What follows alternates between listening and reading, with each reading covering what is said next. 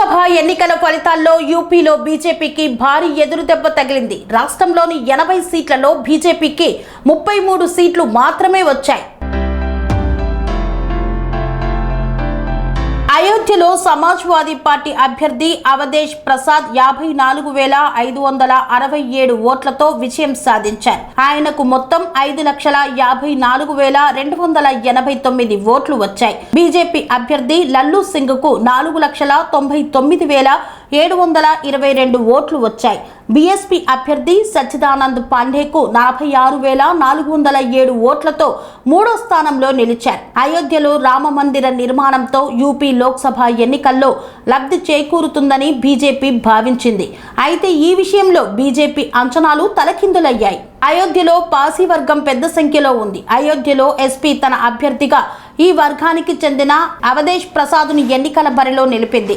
Awadhesh Prasad UP రాజకీయాల్లో దళితుల తరపున గొంతు విప్పే నాయకునిగా పేరు పొందారు. ఎస్పీ అభ్యర్థి అవధేష్ ప్రసాద్ కు అయోధ్య ప్రజల్లో అత్యధిక ఆదరణ ఉంది. ఆయన 9 సార్లు ఎమ్మెల్యేగా ఎన్నికయ్యారు.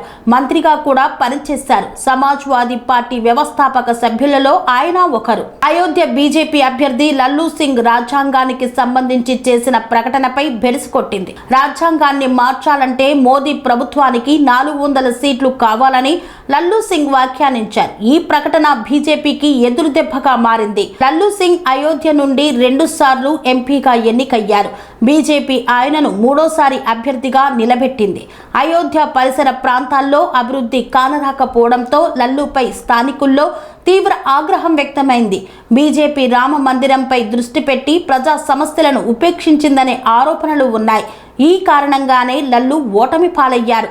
అయోధ్యలో 14 కిలోమీటర్ల పొడవున రామ్ పథాన్ని నిర్మించారు. అలాగే భక్తి పథం, రామజన్మభూమి పథాలు కూడా నిర్మించారు.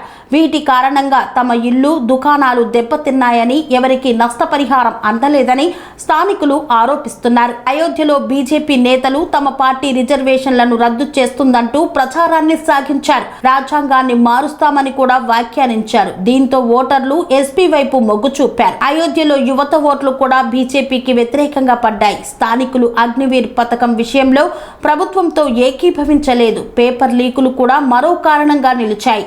అయోధ్యలోని దళితుల్లో బీజేపీపై ఆగ్రహం నెలకొంది. అదే సమయంలో కాంగ్రెస్ పై సానుభూతి ఏర్పడింది. దీని ప్రభావం ఎన్నికల్లో స్పష్టంగా కనిపించింది. Sun Life Multi Speciality Hospital ప్రజలకు నిరంతర వైద్య సేవలు అందిస్తున్న hospital. Diabetology, stem cell physician లో ఇండియాలోనే మొదటి డాక్టర్ గా పేరుగాంచిన డాక్టర్ విజయ్ భాస్కర్ గారు అత్యాధునిక విజ్ఞాన పరిజ్ఞానంతో అంతర్జాతీయ ప్రమాణాలతో సామాన్యులకు సైతం అందుబాటులోకి తెచ్చారు Sun Life Multi Speciality Hospital ను.